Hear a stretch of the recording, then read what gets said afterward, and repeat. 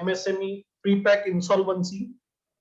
The pre-pack insolvency is a time and cost-effective insolvency resolution process, which explain in detail. Ashish sir, I welcome you for this seminar, and now I request the chairman Pankaj Soni to give his welcome words. Pankaj, over to you. Good afternoon, everybody. Welcome to this seminar on pre-pack scheme on insolvency. Some weeks ago, me and Alkesh, we were talking about some programs, what programs should be framed, and generally we met and we were discussing. And at that time, Alkesh insisted for this pre-pack insolvency resolution scheme that has been recently made applicable. I believe it is applicable from April 2021 to all the MSCs who are in stress, who would like to do the restructuring. This is a very, what I understand is this is a very flexible restructuring method and a sort of an out of the court settlement for the MSMEs who want to get some relief. It is also a very cost efficient resolution mechanism. And for addressing this new arena or this new law, we have a very learned speaker, a Supreme Court advocate, Advocate Ashish Makhija sir from Delhi. He has written lots of books and he has an extensive knowledge in this field of insolvency and resolution mechanism. So on behalf of Aurangabad branch and Masia and MIG group, I welcome you, Ashish sir, for this virtual meeting. Over to you, Praveen. Thank you. Now I would like to introduce sir in very few words. ऐसे तो sir का जो resume आया है, profile है, वो काफी बड़ा है. But in short, I introduce the sir. Sir is a leading practitioner in insolvency and corporate law matters. He is a managing attorney of AMC Law Firm, which is having his headquarters in Delhi. He was a standing counsel for official liquidator attached to High Court of Delhi for 6 years, handling many large-scale cases of corporate insolvency and liquidation. Ashish sir was awarded gold medal by CBSE for obtaining 100% marks in mathematics. He is a rank holder throughout his education career. He is a 18th rank holder in CA final exam. He has done his LLM from USA. Ashish Makhija sir is a fellow member of CA Institute and CWA Institute. He holds 2 Masters of Law degree, one from India and 1 degree from USA. He is also insolvency professional. He has a distinction of being World Bank trained corporate trainer. Ashish Makhija sir has written 14 different books on insolvency and bankruptcy. Sir is a contributor of various articles in journals and online portals such as the Chartered Accountant, the Chartered Secretary, the Resolution Professionals. He has served as a member of monitoring group of ICSI Institute of Insolvency Profession. He also served as a member of committee formed under the direction of High Court for checking the status of technical glitches arises in filing MCA portal. He is a specially invited to the Corporate Law and Corporate Governance Committee. He is a member of E-Corporate Business Working Group. He is a member of committee formed by the Ministry of Corporate Affairs. He has a significant corporate board experience and has served as an independent director in Shipping Corporation of India Limited, Caterpillar India Limited, and other private limited companies. On behalf of Aurangabad CA branch and Masia and MIG, I welcome you, sir. And now I request you to kindly start your session, sir, and give us your knowledge. Okay, first of all, a very good evening to all the participants, and I must thank Mr. Alkesh Ralka and Mr. Pankaj Soni and Mr. Parveen and other team members of Aurangabad branch of the ICAI for inviting me. Well, friends, and I must congratulate all of you and particularly Mr. Alkesh also that this is an extremely important subject. And I think this particular subject must percolate to the branch level also, so that at least the chartered accountants, well, who are energizing the growth of the company, of the economy also, well, because they are the first point where they are in touch with the MSMEs. Most of the MSME sector that relies on the chartered accountants for their complete advice. I mean, I would call it as a one-shop advice, not only relating to the audits, but also relating to the other aspects, even going up to the stage of MSME registration. So they actually rely on the professionals like chartered accountants and others.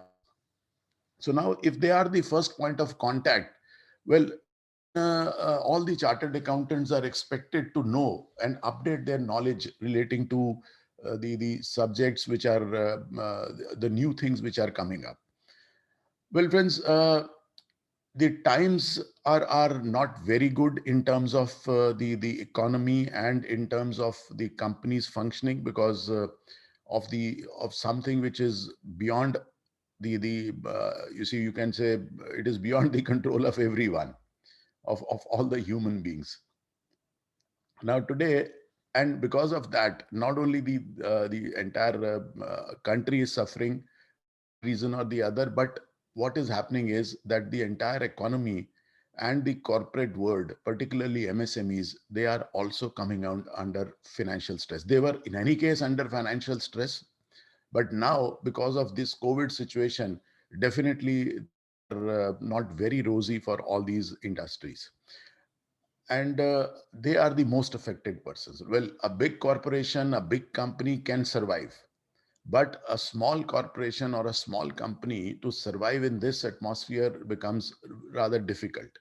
So one idea was that, look, we all know that insolvency and bankruptcy code was brought in with a very noble purpose, and the purpose was this: that if a company, where the word used in IBC is a corporate debtor. And I'm sure most of the chartered accountants who are here, probably they are aware of IBC, and I can see few of them who are already insolvency professional. But those who are not, obviously they can also look at passing the limited insolvency examination and becoming the insolvency professional, because additional knowledge or additional qualification will not do any harm. You may be doing a very good practice as a chartered accountant or a company secretary or whatever profession you are pursuing, but having additional knowledge or updating your knowledge will never do any harm. It is always beneficial. So whether you want to become an IP or not, my suggestion to all the chartered accountants is that you must pursue this limited insolvency examination. You can also become a registered valuer. And then those who are young people out here, sometimes the youngsters say that you require minimum 10 years of membership to become an insolvency professional. Well, my dear friends, here is the news. If you are a young chartered accountant and you have attained the age of 28 years, so 28 years is the time limit, age limit, then even then you can become an insolvency professional. You do not have to cross the bridge of 10 years. In this case, the Indian Institute of Corporate Affairs, and now of course National Law University of Bhopal, now they have been also been authorized recently. Now they are conducting a full-time residential program for 12 months for these youngsters. And once you join that program, and then you can also become an insolvency professional. So this is a very good thing for youngsters who just want to have their career in this particular area, and this is a very good area. Imagine those people who have already passed insolvency, limited insolvency exam, has become IPs. Most of them are in the age bracket of 50 plus or maybe 60 plus also. Well, tell me how much career they have left in their own life, isn't it? So be working there for next 10 years, 15 years, or 20 years at the most. But if you are a youngster and you become an insolvency professional, say at the age of 28, 29, or 30, well, my dear friends, you have got the whole canvas to paint. You have got almost around 30, 35-year career ahead of you. So this is a right time to jump into this particular area. And we believe, we don't know the future, but we believe that it is going to stay, because there are lots of things which are happening, but these things are going to stay. That is what our belief is, because this particular act came out with a great fanfare. Well, the idea was that rather than companies which are feeling the financial pressure, or those who are reeling under financial stress, rather than going into liquidation, now they must try to resolve their insolvency. So if you do not have money in your pocket to pay, well, you commit a default, definitely, supposing you have taken a loan. So once you commit a default, then the under the old regime of Companies Act, well, any creditor to whom you owe more than 1 lakh rupees, he could have taken that company to liquidation, which is known as winding up under the Companies Act. Now, winding up is not a solution, because then in winding up, what happens is that the assets of the company are sold, and then it is realized, and then it is distributed towards the claimants or the creditors. That is not a good idea. Because to establish a company, well, of any magnitude, whether it is a large scale, whether it is medium scale, whether it is small scale, well, it takes efforts to establish such a company, MSME or large scale. Now, if those companies go underwater and face liquidation, it is not good, not only for the, that company, but also for the country as a whole. So the idea behind IBC was that let us try to resolve the insolvency. Well, resolution of insolvency here means revival and rehabilitation of such organizations. Well, when this was introduced in 2016, it was noticed that most of the MSMEs, and this, if I give you a statistics, it is very alarming.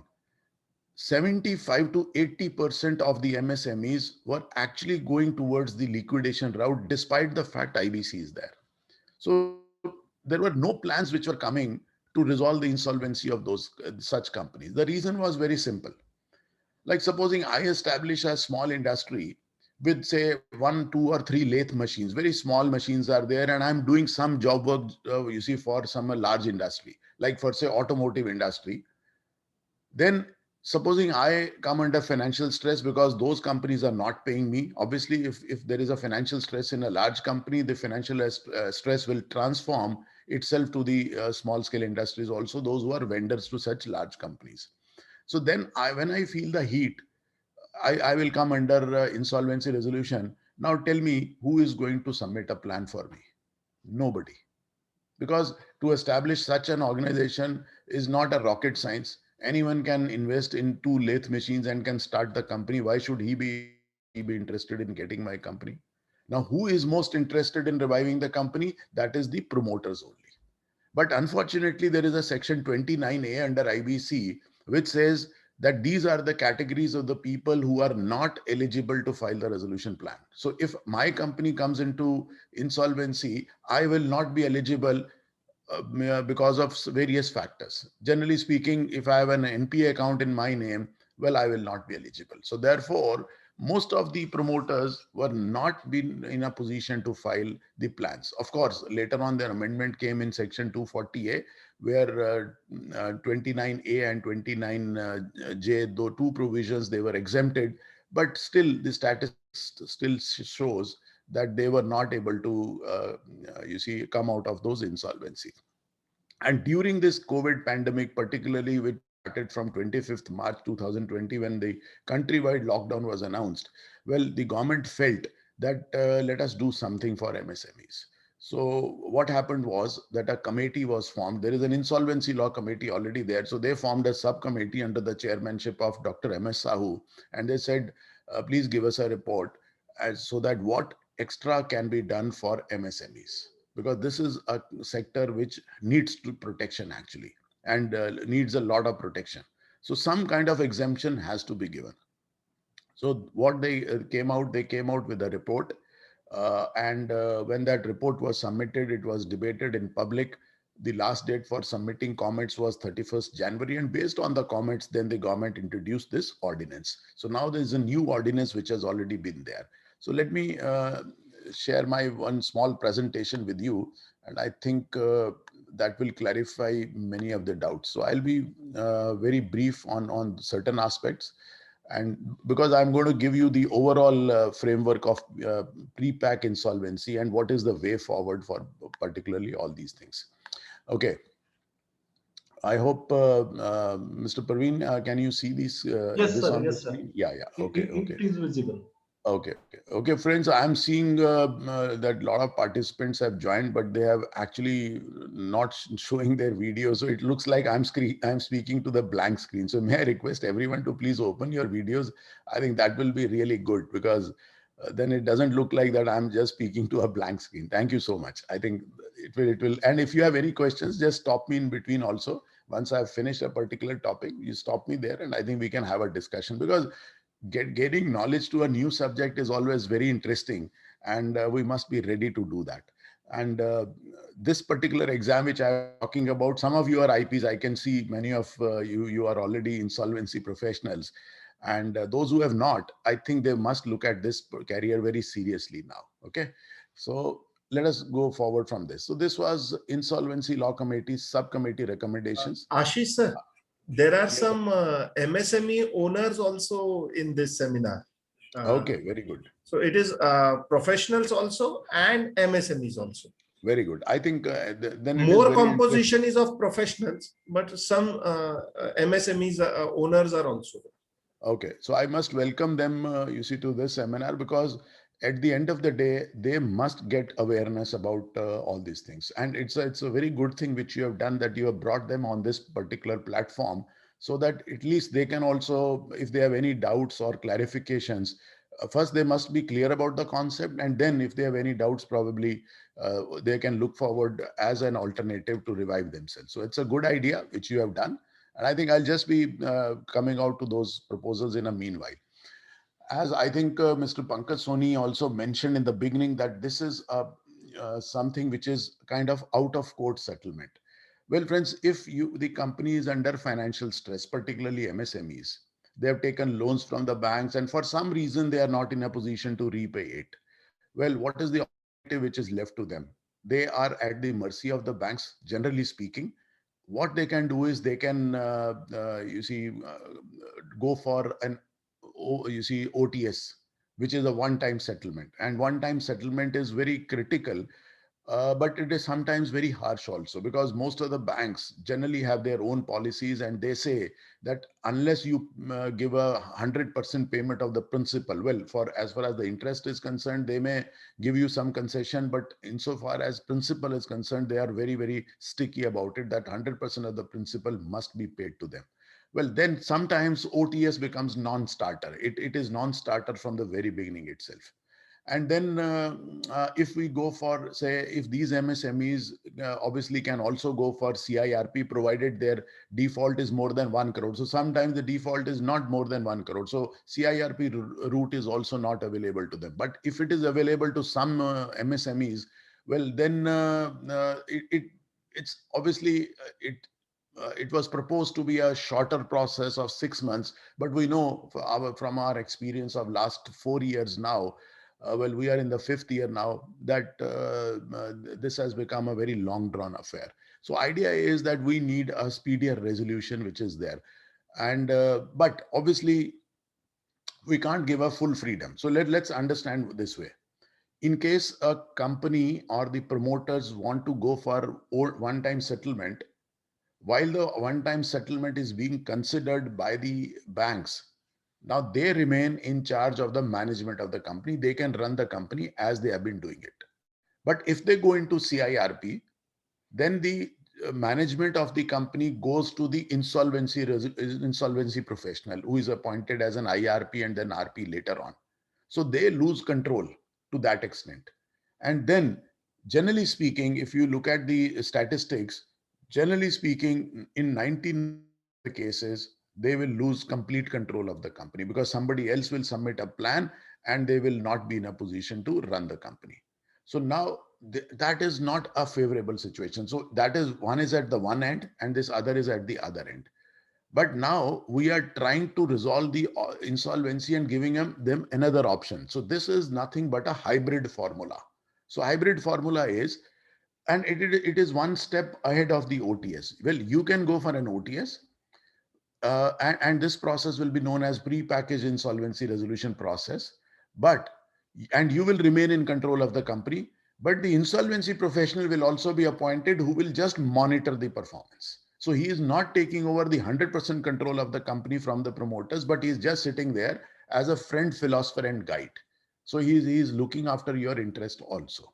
He's not interfering into day-to-day management while your proposal is being considered either by the banks or by the COC or by the adjudicating authority. So it's a hybrid mix where minimum interference of the judiciary is expected. But of course, it is like a glorified OTS. So therefore, the bank's involvement or the COC involvement will be required. So I'm just trying to will explain you how this methodology is going to work. Uh, in fact, my opinion is, if I, having gone through the provisions number of times and spoken on this subject extensively, well, now I feel that the provisions could have been drafted in a little better manner, could have been much, little easier. Of course, they are little complicated sometimes to understand and to implement also. But of course, the government is open. They say if any problems are being faced while implementing the plan, they are open for an amendment and all. And as the MSMEs promoters who are sitting out here, probably they have got some association. So my suggestion to them is that, look, if you feel that these provisions are little cumbersome, well, you must write to the government. You must write to the finance ministry. You must write to the prime minister's office. Please write to them as an association, give your suggestions, and I think those suggestions will transform into some amendments also. That is possible because the government is very, very proactive to these extent, and we have seen a lot of changes coming into being. But if the government does not know what are the problems which are coming, obviously they will not be able to solve that problem. So I think this is already considered. So court monitored are like CIRP, or if you can go for section 230, scheme of arrangement, merger, or whatever, or compromise with the creditors. And out of court is like OTS and some negotiations, which is possible. This formula, pre-packaged insolvency resolution process, friends, is the hybrid formula where the stakeholders are empowered to resolve the stress of a corporate debtor as a going concern. So company runs as a going concern, and while that is being done with a minimum interference of judiciary, then the resolution plan is being considered. Now, this came by an ordinance, as Mr. Pankaj Soni also mentioned, that ordinance was introduced. Well, this is also one of the things, very, very unique feature to the IBC, that all the amendments since 2016, there have been amendments every year, 17, 18, 19, 20, and 21. And all these amendments have come through ordinances only. First, ordinance has been introduced, and then later on, a bill has been introduced in the parliament for passing. So, here, of course, when the parliament session ended recently in March, the budget session, then immediately thereafter, you see, this ordinance was issued, and this ordinance is effective from 4th April 2021. And now 19 sections have been added to IBC. So now it is taking the tally to 282 sections. So IBC now contains 282 sections instead of 255 sections when it was originally introduced in 2016. And these new sections are, and if I tell you what are the important sections, they are basically 54A to 54B. They are been added as a part of chapter 3A. New chapter 3A has been added in part number 2, which talks about the CIRP and liquidation. Well, not only the act which has been amended, but of course there are rules which have been notified. There are regulations of PPIRP which have been notified on with effect from April 2021. So we have new set of rules, we have new set of regulations also, and which are running into a lot of pages. In fact, if you look at the regulations, well, the regulations run into 29 regulations actually run into a lot of pages. In fact, even the ordinance runs into 29 pages. It's a long ordinance which is there, and the regulations are, of course, containing around 44 pages. So it's a long amendment which is there. Now, one more aspect. As far as CIRP is concerned, and CIRP, I believe most of you understand, stands for Corporate Insolvency Resolution Process. That when the company commits a default, the default is the trigger point under IBC. I think most of us do understand that. And the default has to be a minimum of certain amount. Earlier it was 1 lakh rupees. Now, after the lockdown was announced, it has been raised to 1 crore of rupees. But for pre-packaged insolvency resolution process, the government felt that the minimum amount of default, if it is pegged at 1 crore rupees, it will be higher. So what they have done is they have made an amendment in Section 4, a proviso has been added, and then a notification has been issued under Section 4, which has also been issued for 9th April. The minimum amount of default is now fixed at 10 lakh rupees or more. So if any MSME commits a default of not less than 10 lakh rupees, that means 10 lakhs or more. So your more can be any amount, 50 lakhs, 1 crore, 2 crore, whatever amount. There is no restriction, but minimum amount of default has to be 10 lakh rupees. Then this company can opt for, or a corporate debtor can opt for going into PPI, which is pre-packaged insolvency resolution process. So that's a new terminology, new term which has come. Now, friends, there are 3 stages of PPIRP. Now, what are these stages? The stages are, you need to prepare. First is a preparatory stage. So preparatory stage is to be carried out primarily by the company or the corporate debtor. So the promoters must be aware that what exactly they have to do before the process actually starts. The second stage is, once you are ready with that, you go to the adjudicating authority, that is NCLT, file an application, and then ask them to start the process. So first you will initiate the process by filing an application. And if your application is admitted, then we will say it has commenced. So commencement will happen after you move an application. So first is a preparatory stage where again insolvency professional will be involved. So insolvency professional is involved not only from the date of commencement or admission of the application, even prior to that. And then the second part, when it commences. And then you remain in charge. That means the promoters will remain in charge while your application, while your proposal for insolvency is being considered by the financial creditors. But there is one more section which says that if the company is carrying out during PPIRP some which are fraudulent activities or with an intent to defraud, supposing somebody tries to misuse these provisions, right, not only to protect themselves and also to commit fraud, then there are checks and balances which I showed you in the previous thing. Then the management of the company will not remain with the promoter. It can, it may, it will not happen in normal circumstances, only in 2 circumstances: when with an intent to defraud or for some fraudulent purposes the activities during PPIRP, then the insolvency professional will be given the charge of the company. So that will make, third stage may come. So generally speaking, there will be only first stage, that before the application is admitted. Second stage will be when the application is admitted, the process is on. Third stage may happen if the fraud is, you see, it comes to the light, even during PPIRP process. So then that will be the third stage, when the insolvency professional will now take over the company and the promoters will be, you see, outside. They will step aside. Sir, But we third have stage may one not be allowed. question Yeah. in the chat box, whether the default of 10 lakh rupees includes operational debts also or only financial debt. Okay. Uh, when we say default, because default can be to any creditor. So default will be to any creditor, be it operational creditor, be it a financial creditor. So both the defaults will be in this particular case. Because if we go to the definition of default, it is not restricted only to financial creditor. For default, my dear friends, I think there are only 4 conditions which are to be satisfied. Number 1, there must be a debt, whether a financial debt or an operational debt does not matter. Second, there must be the debt must be due. Third, the debt must be payable. And fourth, that the debt must have remained unpaid. So 4 conditions are to be satisfied. Okay, debt, due, payable, unpaid. Okay, so let's look at this. So first of all, what needs to be done is, like, supposing you are an MSME, or maybe an MSME comes to an insolvency professional for advice. What you need to do is, first you must ask them, have you committed default? If the answer is yes, then you must look at the threshold amount, whether the default amount is minimum 10 lakh rupees or more. And then, and not only default is to be committed to one single creditor, if it can be combined also. If you have committed a default, overall default of 10 lakh rupees or more, well, you have committed a default.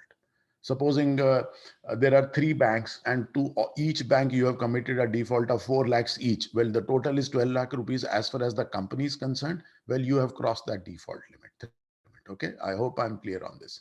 So this is basically section 4, which has been amended for to this extent. One proviso has been added. Then there are certain eligibility conditions which are there. Eligibility conditions are mentioned. I told you section 54A to 54O. These are the few sections which have been added. So what you can do is, as far as 54A is concerned, for easy remembrance for the professionals particularly, well, A will stand for kind of applicability. So of course, I'm just trying to give you an acronym so that you understand. So just an explanation. So A would mean applicability. That means not all companies. So one is, it has to be MSME, it has to be committing a default, it has to commit a default above the threshold limit. So this is beyond that. Also, there are certain eligibility conditions which are mentioned. So though that step, that you see, hurdle is also required to be crossed. I'll just tell you what are those eligibility criteria in a meanwhile, but let us understand first of all the helicopter view of what the PPIRP provisions say. Then right now, we have just checked the eligibility conditions.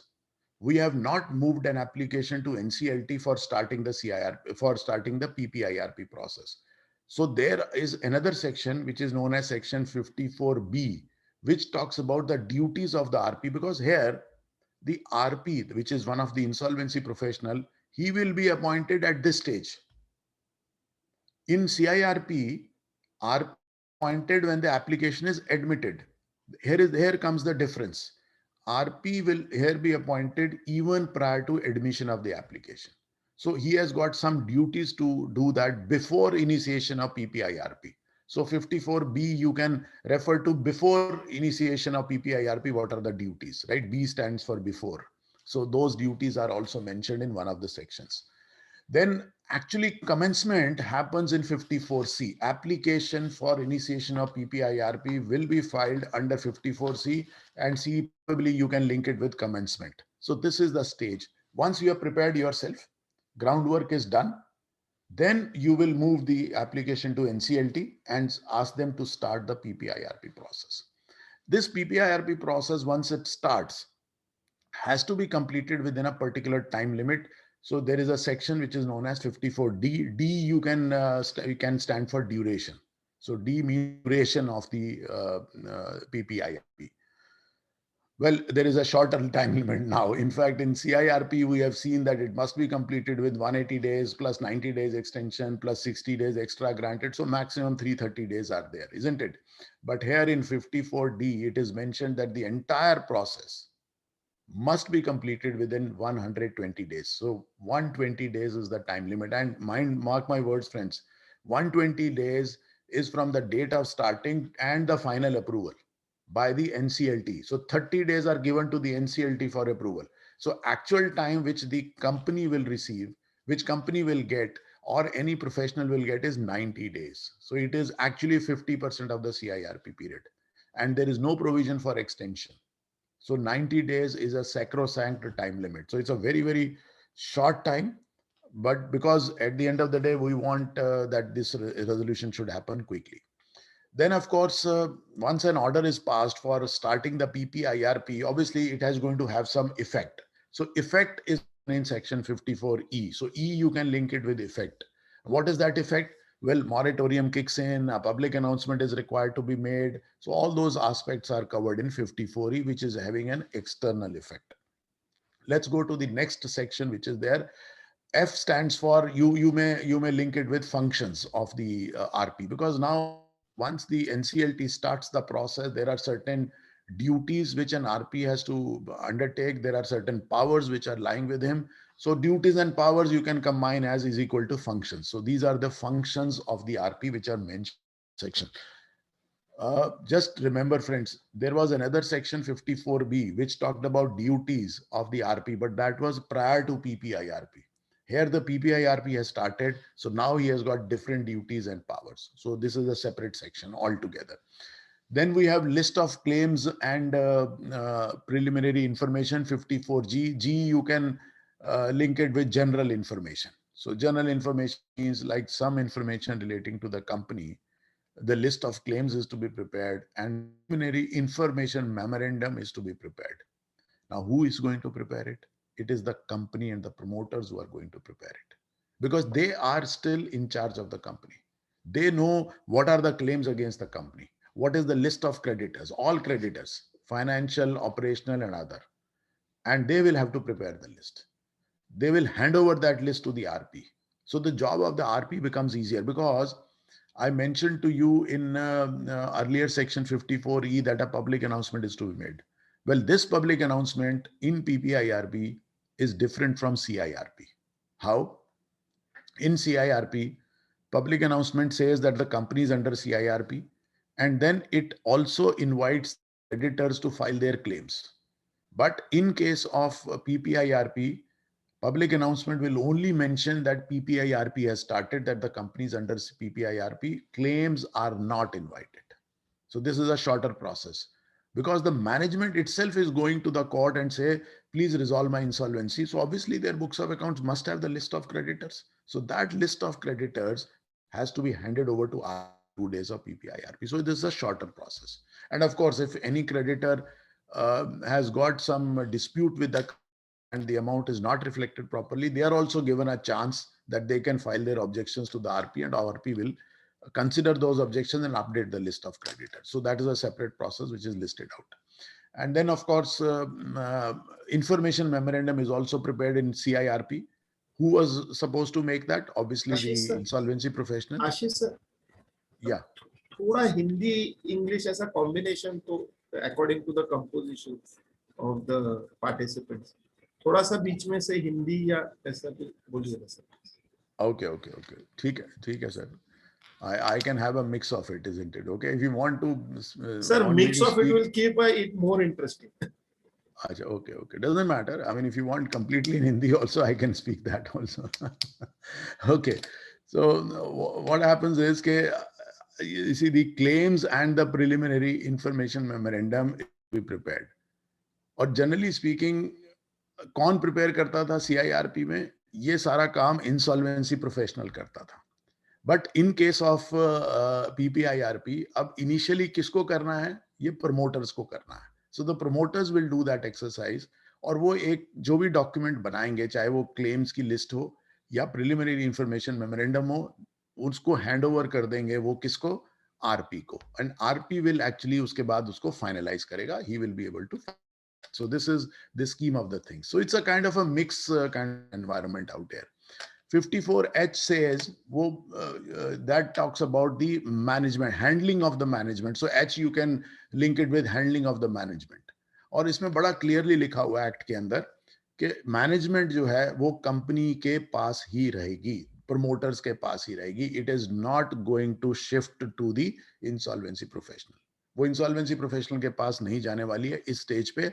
सिर्फ एक situation में जाएगी जो मैंने आपको बताया कि कहीं फ्रॉड अगर हो रहा है तो, अगर ये प्रोसेस को स्टार्ट किया है किसी फ्रॉडुलेंट पर्पस के लिए.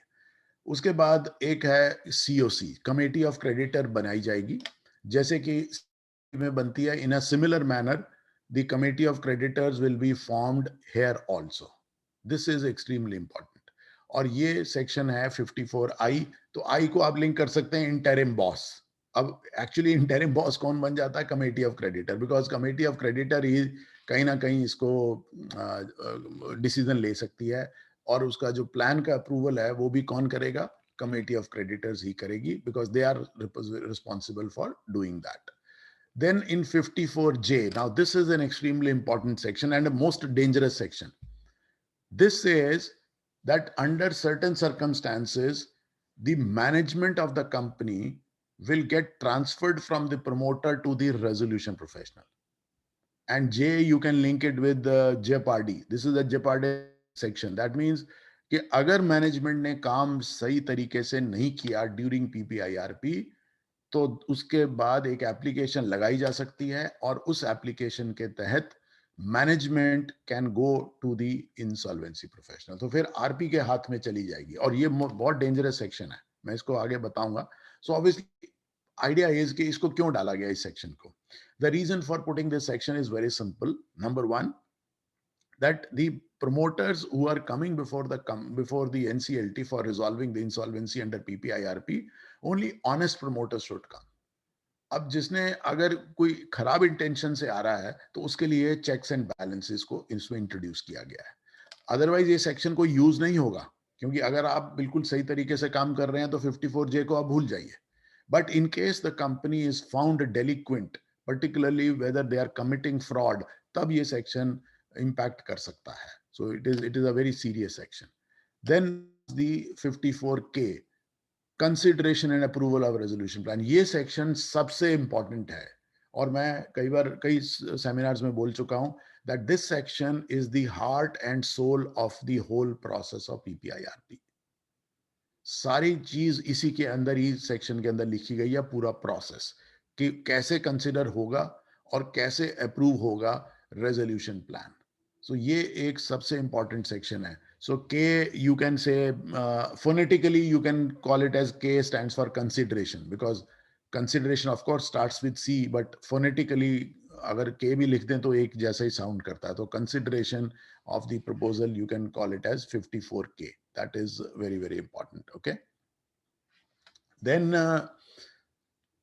I think somebody has taken over this presentation and probably using certain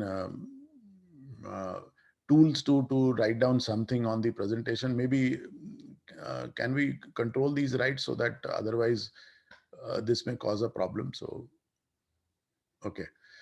Then approval of the resolution plan, that is 54L there. 54L talks about approval of the resolution plan. कि अब आपके पास एक plan बन गया, COC ने approve कर दिया, उसके बाद कहाँ जाएगा?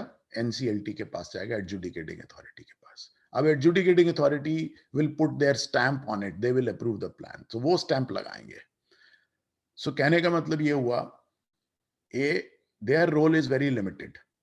They will just start the process, will not get involved in the process, और बाद में whenever it is approved by the COC, then they will consider the approval of the resolution plan. So adjudicating authority सिर्फ दो stage पे picture पे आएगी, when you are starting the process and when you are ending the process. And if somebody is not satisfied, obviously they can file an appeal against that order, which is under section 54L. So that is another section which is mentioned there. And then termination of the PPIRP process. Supposing, अब देखिए, let us understand this. This is a very interesting section once again. PPIRP is started. आपने start कर दी. कोई plan नहीं आया. या plan आपने submit करा, approve नहीं किया COC ने. तो क्या होगा? PPIRP terminate हो जाएगी. So this is known as termination of PPIRP when either the no plan is submitted or the plan is rejected, not approved. Then what will happen is that company will come back to its normal state of affairs. अब वो वापस जैसे पहले थी वैसे हो जाएगी. It does not mean कि it will go into liquidation or the CIRP will start. No. Once the PPIRP is not successful, reason for whatsoever, then the company will remain as it was before PPIRP. So termination of PPIRP, there are certain circumstances under which it will be terminated. So I'll take you to those provisions briefly on this in a little while. Then COC can also decide that during PPIRP, let us put the company into CIRP. कि साहब इसकी PPIRP नहीं हो तो CIRP में suggestion दे दो, तो वो रेजोल्यूशन पास कर सकते हैं और कंपनी की CIRP स्टार्ट हो जाएगी. And it will start from beginning from the, you see, as if order has been passed under section 7. और फिर जो आरपी है वो आईआरपी बन जाएगा और फिर सीआईआरपी का प्रोसेस स्टार्ट हो जाएगा. बट एक और इसमें इशू है. सपोजिंग आपका default is around 10 lakh rupees, but if the COC recommends that the CIRP should be started, and the what is the threshold limit of the default under CIRP, it is 1 crore rupees minimum. So that bridge has to be crossed. That means in every case it cannot be recommended. Even if COC is recommending it, now we see that there is a default of minimum threshold of 1 crore rupees. So this is extremely important. If you are not eligible, obviously then CIRP cannot be started. So ये एक factor बहुत important है. And then once the CIRP also starts, or even if it doesn't get started, what are the provisions which may be applicable? Because PPIRP process is also quite similar to CIRP. So rather than repeating most of the, they have said some sections will apply mutatis mutandis. Generally ये एक legal word होता है कि जो provision CIRP के हैं वो PPIRP में भी applicable हो जाएंगे. And then there are grounds of appeal are given. Section 61, we know that it was an appeal section. An appeal can be filed before NCLAT. तो उसके अंदर एक और सेक्शन सबसेक्शन ऐड कर दिया गया है कि पीपीआईआरपी के ऑर्डर के अगेंस्ट में भी if somebody wants to file an appeal, so they can also file an appeal. And then these are the sections which were already there. Number 1, section 55, fraudulent or malicious proceeding. इसमें भी amendment कर दिया कि if PPIRP process is also started in a fraudulent manner, well, then there could be a penalty for the promoters. And then fraudulent management during PPIRP. Now, ये एक नया section add किया है, section 67A. That means if the management during PPIRP carries on the business in a fraudulent manner, then they can be penalized. और उसकी punishment for false information भी एक इन्होंने नया section add कर दिया, which is 77A, which is basically like supposing the list of creditor is not given in a proper manner, or preliminary information memorandum contains some false information, well, then the penalty is there. So anyhow, let us not look at the penalty sections. Let us go to the few of the things which are there. Well, I'll not go too technical, but let me explain in a very brief manner. One is the date which is known as insolvency commencement date. I think those who are aware of CIRP process, they know that ICD is a very important date, insolvency commencement date. CIRP में ICD होती है. Well, in PPIRP also, when the order of the adjudicating authority is passed, known as pre-packaged insolvency commencement date. ये date बहुत important होती है क्योंकि इस date से ही टाइम पीरियड स्टार्ट होगा जो 90 डेज का और 120 डेज की जो मैं बात कर रहा था. प्लस इसके बाद पीपीआईआरपी कॉस्ट होती है क्योंकि अब जो कॉस्ट इनकर हो रही है उसमें आरपी की फीस है, आरपी के एक्सपेंसेस हैं, public announcement cost and so fourth. So anyway, I am not going into the greater details. This is little technical, so I'll just skip this portion. Then preliminary information memorandum. Well, I told you otherwise also an information memorandum is prepared in CIRP. Here, it will be prepared initially by the promoter. So promoter इसको बनाएंगे और इसको कौन ठीक करेगा? इसको आप कौन करेगा? RP करेगा. So RP's job is little lesser here, less strenuous, because he will get some document, base document, and that is to be submitted within 2 days of insolvency commencement date, और RP उस पे work करके उसको finalize करेगा या update करेगा. So this is another provision which the responsibility actually shifts to the management. और PPIRP period कौन सा माना जाएगा? जिस दिन से whenever the court passes an order, NCLT passes an order, or it may end with approval. Either the approval is given or it is terminated, because supposing no plan comes or no plan is approved, so obviously it has to be terminated. और third situation मैंने आपको बताई जहां पे COC decide करता है कि हम सीआईआरपी स्टार्ट कर देते हैं. So if the CIRP started, obviously PPIRP will be over. So these are the 3 situations.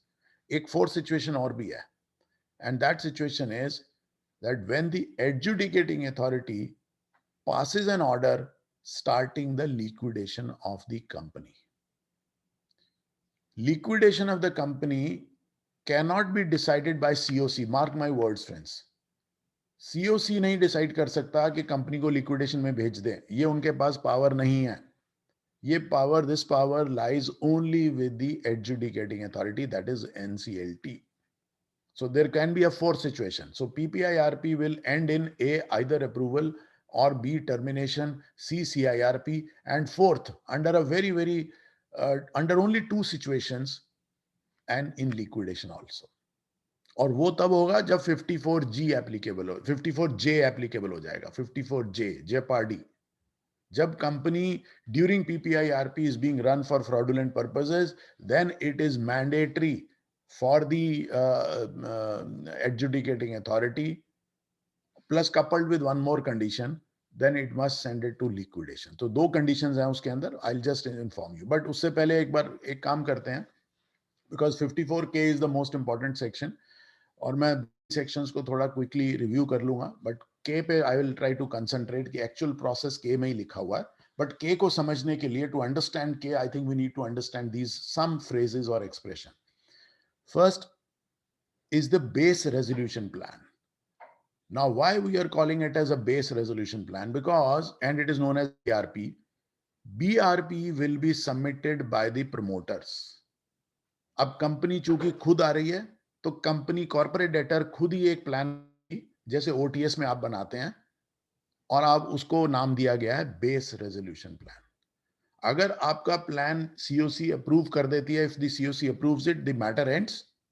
Well, your PIRP is successful, PPIRP successful. But if they do not approve it at the first stage, then banks को entitled है, COC को entitled है कि साहब अब price discovery mechanism में चले जाएंगे. प्राइस डिस्कवरी मैकेनिज्म का मतलब ये हुआ कि आपका प्लान उनको पसंद नहीं आया, कि आपने कहा जी मैं तो आपको 60% पेमेंट करूंगा या 70% करूंगा, और whatever amounts you are saying, or you are giving a time period of say over a period of 2 years, 5 years, 10 years, whatever. So if COC is not happy with that plan, they can say, okay, आपका plan पड़ा है side पे, लेकिन एक बार एक काम करते हैं, मार्केट में चले जाते हैं और मार्केट से प्लान मंगाते हैं, और जो मार्केट में बेस्ट प्लान आएगा, उस प्लान को आपके प्लान के साथ कंपटीशन करवा देंगे. Are you getting my point? Now, this is the system which is there. So there will be a BRP which is submitted by corporate debtor. If the COC approves it, well and good. If they do not approve it, then we go to the market and get new plans from outsiders. So outsiders will get involved only if the COC does not approve your BRP at the first stage. So मेरी suggestion यही है, जो MSMEs वाले यहाँ पे सुन रहे हैं, और other insolvency professionals who are helping, who are going to help the MSMEs, अब अपना प्लान इतना अच्छा बनाए पहले स्टेज के ऊपर ही, taking the bankers or the financial creditors in confidence, because ये trust की बात होती है. OTS में भी trust होता है. So go to the banks, tell them that look, I am preparing this plan, so please prepare it. So once it comes to the COC, obviously then they will be in a position to approve it. So this is extremely important, that proper advice is given to the MSMEs also. And sir, अब उसके बाद, yes sir. just a moment, sir. And this plan promoter can give along with the other associate also, no? हाँ, yes. This, anyone along with. Yes, Alkesh ji, you are absolutely right. ये मेरा अगली slide में आगे covered था, but I think you have raised this a very good point. ये एक बहुत important बात है, that the corporate debtor can submit this plan either on its own like promoters, or they can also join hands with some other party. देखिए आपके पास पैसे नहीं है, obviously तभी आप insolvency में आए हैं, but there is some financer or investor or your associate who is ready to fund you or bring it along with it. So maybe हो सकता है आपको अपनी equity कुछ dilute करनी पड़े, but you can bring a joint venture partner. So आप अकेले या किसी और के साथ मिलके ये प्लान सबमिट कर सकते हैं, ये परमिट कर दिया. This is a very interesting thing which is there. अच्छा, अब एक प्लान ऐसा भी हो सकता है, when you say that you are not going to pay 100% to the financial creditors or 100% to the operational creditors. That plan is known as impaired base resolution plan. उसको हम बोलते हैं IBRP. और obviously generally speaking मुझे लगता है कि हमेशा सारे प्लान रेडी होंगे, because if you have to pay 100% then you were solvent, isn't it? So anyhow, so if you are not paying 100% to the creditors, it will be known as impaired base resolution plan. So अभी तक सिर्फ इसी को यही समझ लें कि impaired का मीनिंग क्या है, जहां 100% से एक पैसा भी कम दिया जा रहा है, that is known as impairment. Okay, then I told you that there will be a price discovery mechanism. अब इस स्टेज पे क्या होगा, आरपी को बोला जाएगा कि साहब आप एक एडवर्टीजमेंट निकालिए क्योंकि हमने BRP अभी अप्रूव नहीं किया, we are not happy with the BRP, so now we are going to the market, so you publish an public announcement inviting plans, जिसको हम EOI बोलते हैं, expression of interest. So now the prospective resolution applicants, outsiders भी अब अपना plan submit करेंगे. अब जो प्लान्स आगे, सपोजिंग मान लीजिए, let us understand there are 5 plans which are there. Out of 5 plans, the COC will now select one plan. They will evaluate. अब सारे plans को evaluation किया जाएगा. BRP तो साइड में पड़ा है. अब नए plans आ गए. Out of 5 plans or 4 plans or whatever plans are received, they will evaluate the plans. और उसको evaluate करने के लिए क्या criteria होगा, वो भी COC बनाएगा. उनको freedom दिया हुआ है कि आप स्कोरिंग ले लीजिए, आप बता दीजिए. तो आपने जैसे प्लान नंबर A आया, supposing it gets a score of say 70, plan number B gets a score of 72, plan number C gets a score of 78. आपने एक बेस बना लिया, उस बेस के ऊपर आपने सारे प्लान्स को जज कर लिया. लाइक अपफ्रंट कैश रिकवरी कितना हो रहा है, टाइम ऑफ पेमेंट कितना है, you can have any criteria, and I think RPs are aware what are those evaluation criteria. So उसके बेसिस पे the best plan will be considered as ERP, evaluated resolution plan. तो जितने market से plan आएंगे उसमें से एक plan ERP बन जाएगा. अब क्या हो गया, अब हमारे पास 2 प्लान हो गए, एक हो गया BRP और एक हो गया ERP. अब दोनों प्लान्स को कंपेयर किया जाएगा और उस प्लान को कंपेयर करने के बाद अगर ERP जो इवैल्यूएटेड रेजोल्यूशन प्लान है, if that is significantly better than the resolution plan, SBRP अगर बन जाता है, उसका क्राइटेरिया भी COC पहले डिसाइड करेगा. I'll explain to you in a little while. मैं सिर्फ अभी डेफिनेशन पे ही हूं.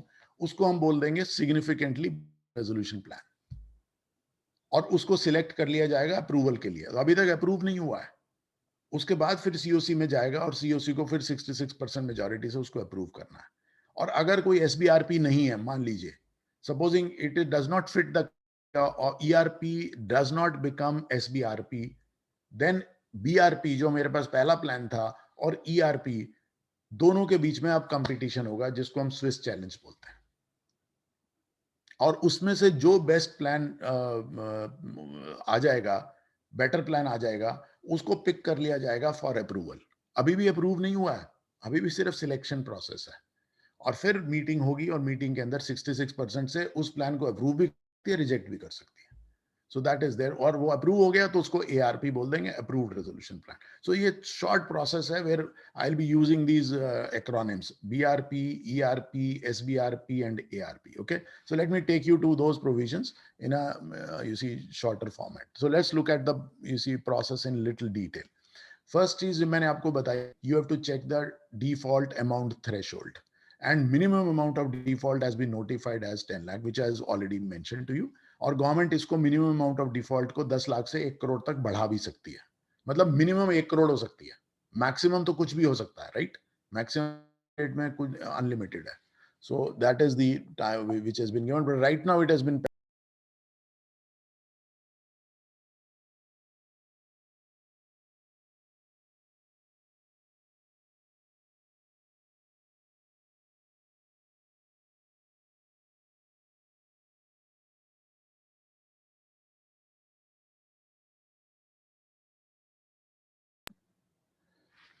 and second is you have to check the classification as MSMEs, whether you are an MSME or not. ये प्रोविजन सिर्फ MSMEs के लिए एप्लीकेबल है.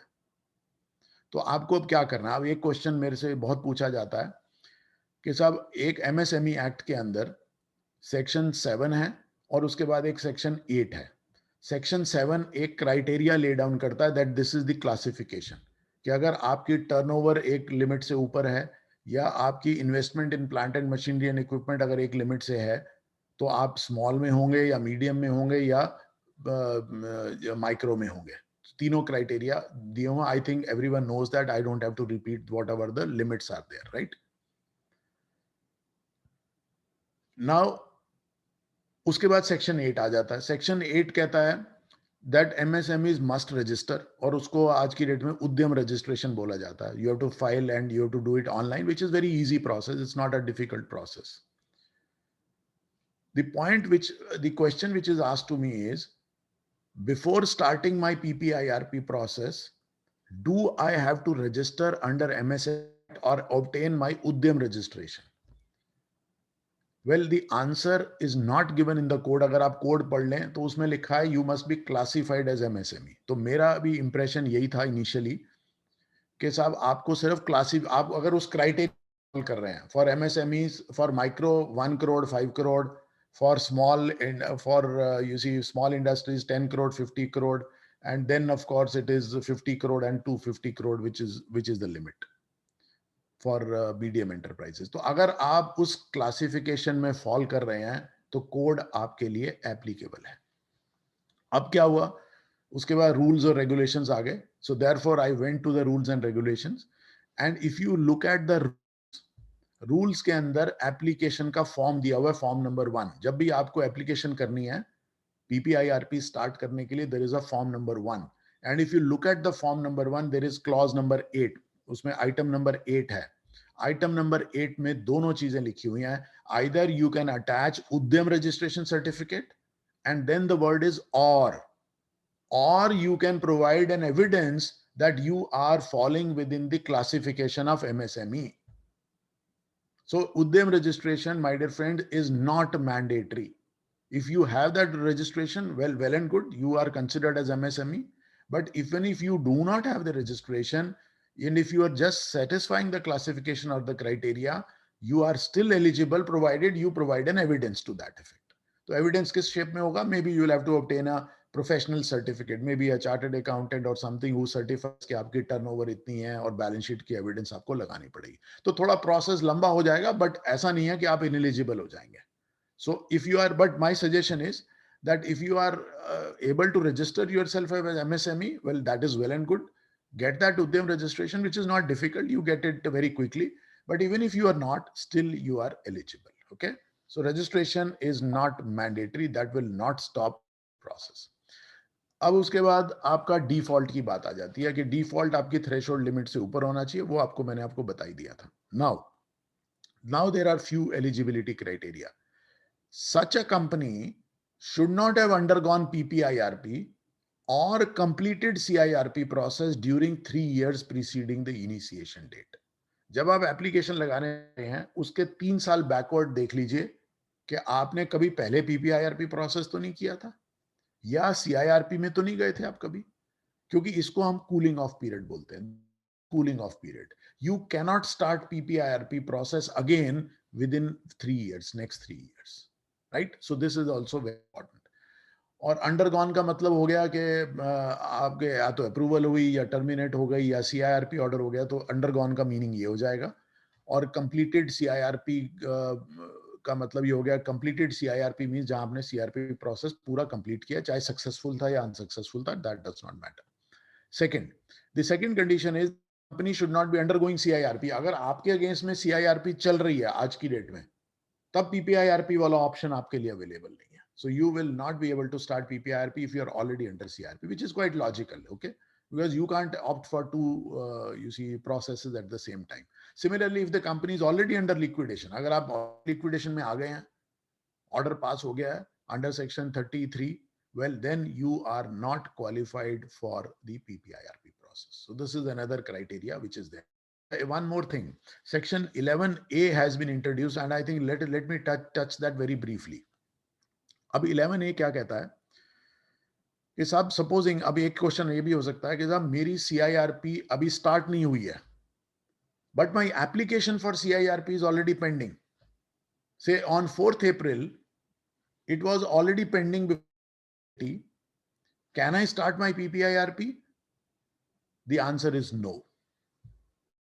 So because the section 11A very clearly says that if your application for CIRP is pending before NCLT, then PPIRP of such company cannot be started. Clear? Number 2, अब एक और situation ले लेते हैं. 4th April is a cut-off date. Supposing after 4th April, somebody files a CIRP application, but it is pending before the adjudicating authority. Then the law changes now. Now the law says that now if the promoter the PPIRP application within 14 days of that filing. Let us take an example, clarify. Say on 5th of April, an application for CIRP is filed.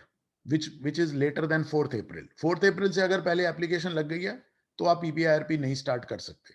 But if the application for CIRP is filed either by the financial creditor or operational creditor before the NCLT and is pending, then you will get 14 days time. That means अगर 5th को start करनी किसी ने application file करी है तो आपके पास 14 दिन. That means by 9th April you must approach the adjudicating authority that you want to start the PPIRP. If you come to the court within 14 days, then the law says that adjudicating authority will not consider the CIRP application first. They will first decide PPIRP application. Okay, I hope I'm clear.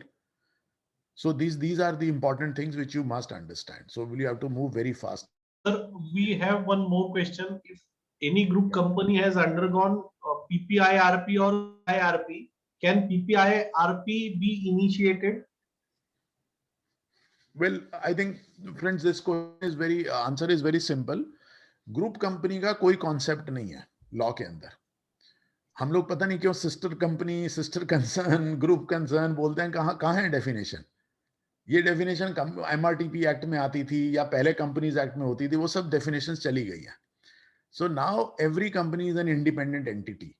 अगर आपकी group company supposing मान लीजिए को holding company का CIRP हो गया है, तो that does not debar the subsidiary company का PPIRP स्टार्ट हो सकता है. इसमें कोई प्रॉब्लम नहीं है. सो उस कंपनी का नहीं होना चाहिए. अब देखिए, और कोई कंपनी आपकी, उसको ग्रुप कंपनी बोलो, सिस्टर कंपनी बोलो, एसोसिएट बोलो, ज्वाइंट वेंचर बोलो, जो मर्जी बोल लो, बट आपकी अपनी कंपनी का स्टेटस आप देखिए. That is more important. Okay, because every company enjoys a separate legal entity. I think we are all aware of that.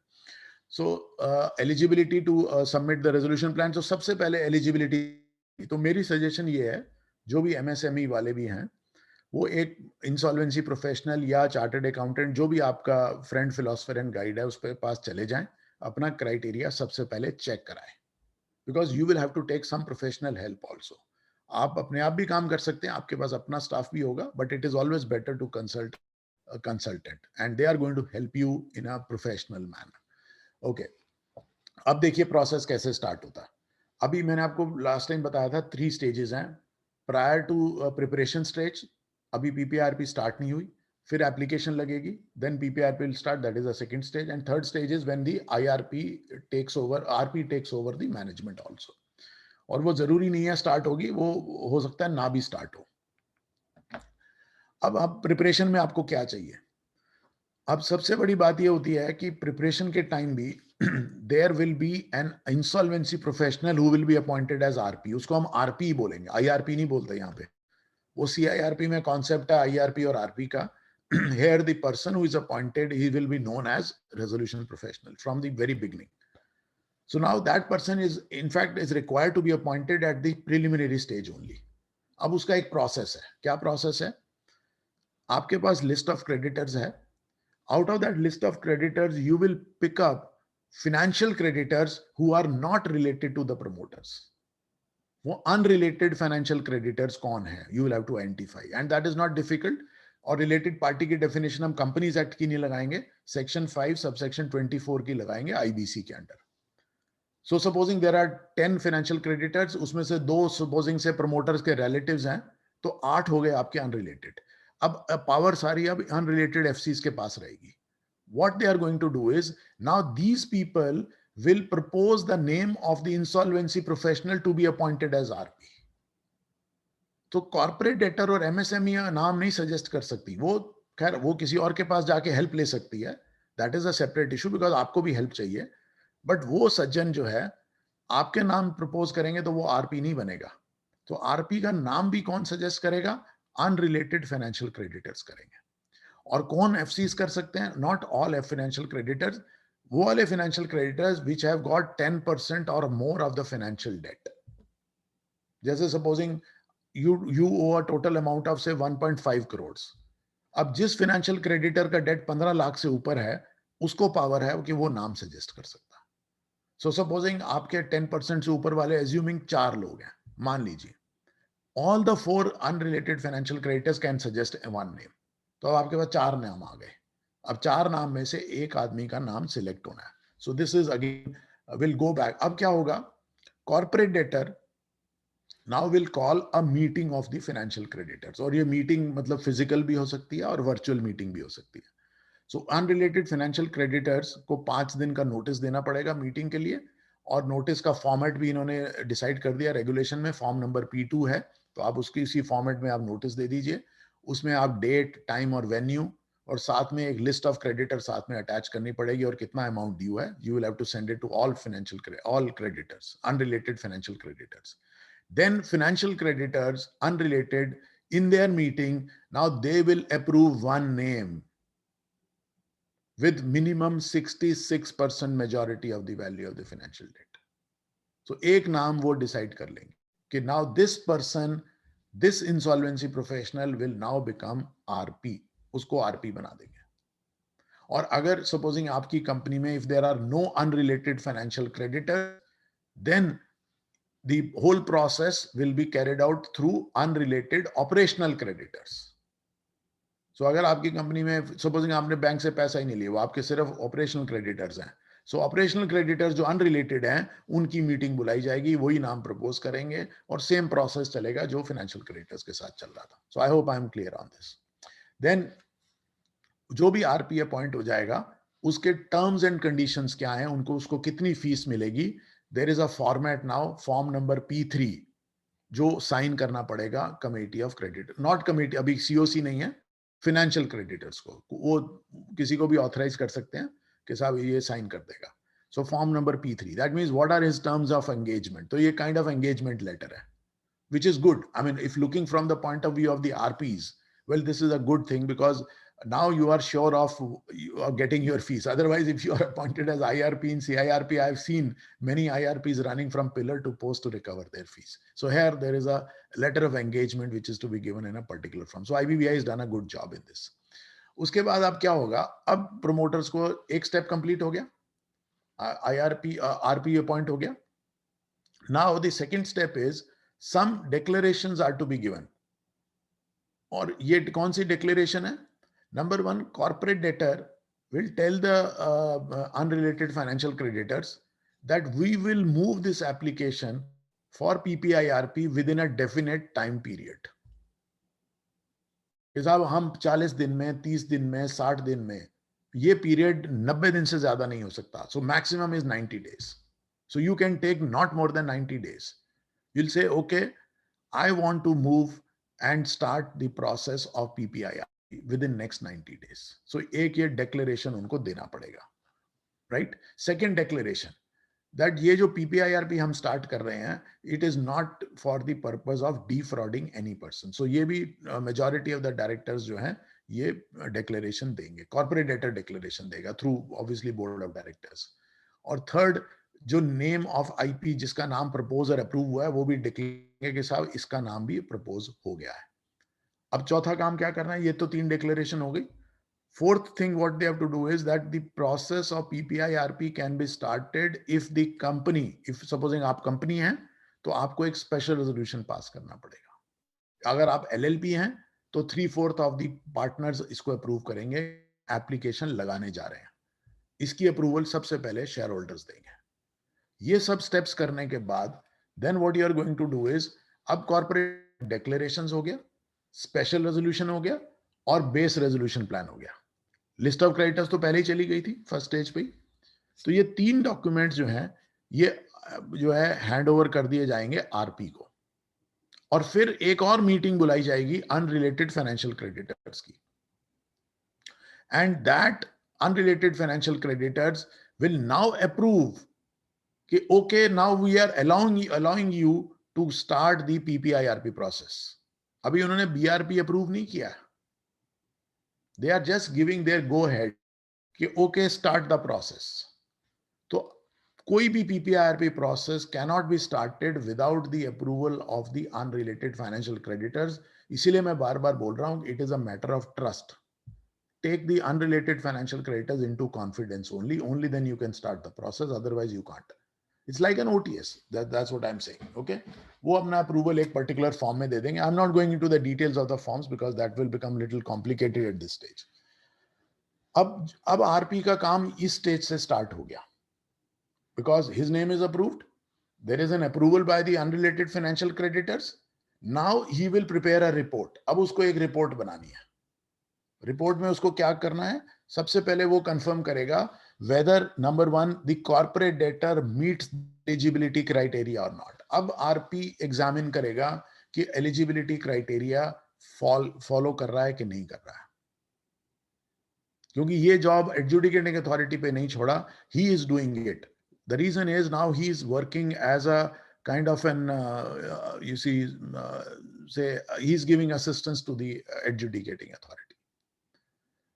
और अब जो आरपी कंटिन्यू करेगा from the you see till the date from the date of his appointment till the date the application is filed or the application is approved or rejected. तो जितना period time period अब company लगा रही है, ये इसको pre PPI RP period है और इसको अलग फीस मिलेगी आरपी को. सो उसकी फीस भी डिसाइडेड हो जाएगी. Sir, we have one more question. Can I take? Yeah. Is section 30 subsection 2b applicable in case of PPI RP as well? If yes, then how? It is applicable, sir, because the plan has to be in consonance with section 32b. So that is already there. Okay.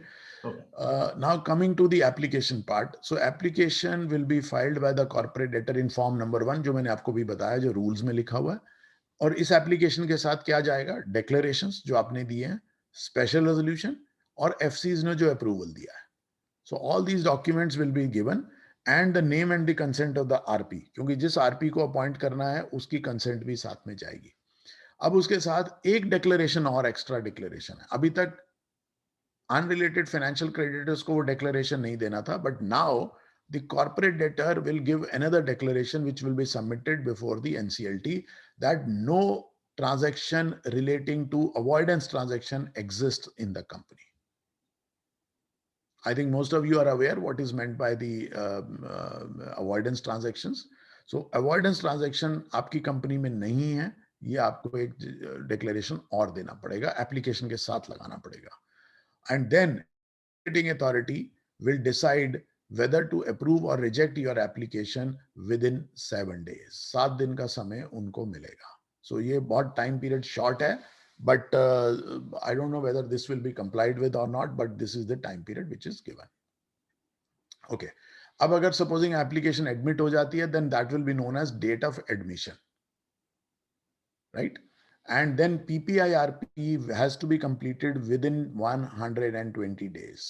और 120 days मैंने आपको पहले भी बताया, it is divided into 2.